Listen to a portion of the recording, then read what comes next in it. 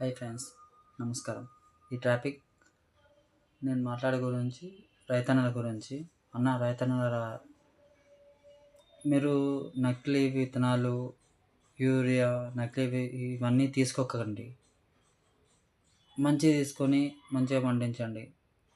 ఎందుకంటే మీరు నకిలీ తీసుకొని అది మంచిగా పండక, పెట్టుబడి వెళ్ళక, అదే పురుగుల మందు తాగి చనిపోయి ఇచ్చేసే వరకు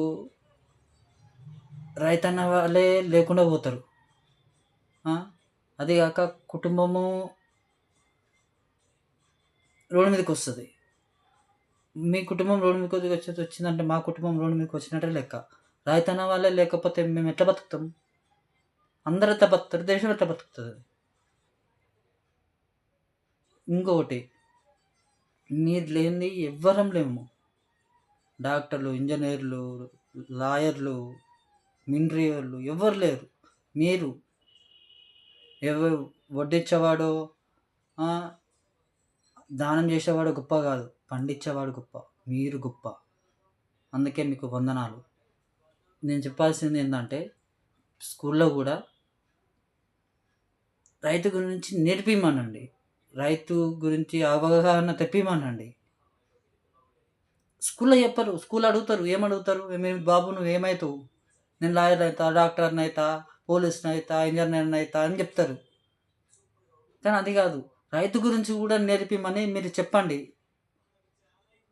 రైతు ఇంత కష్టపడతాడు, రైతుతో ఉంది లాభము, రైతే లేనిది జనాభా లేదు, అది దేశమే లేదు అని చెప్పండి. ఎందుకంటే రైతే మెయిన్. రైతు లేనిది ఎక్కడి నుంచి వచ్చినాం మనం? మన ఫుడ్ ఎక్కడిది? అన్నం ఎక్కడిది? ఎట్లా తింటాం? తిన్నాం కదా. రైతు వండిస్తేనే మనం తినాల్సింది.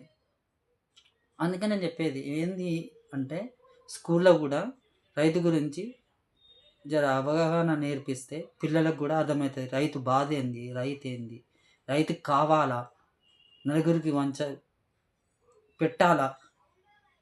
రైతు పండిస్తేనే కదా తినేది ఎవరైనా.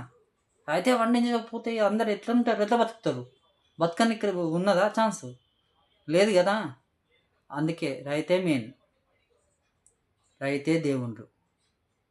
అందుకే నా తరపు నుంచి రైతులందరికీ పాదాభి వందనాలు. ప్రతి ఒక్కరికి రైతు పేరున పాదాభి వందనాలు. జై హింద్.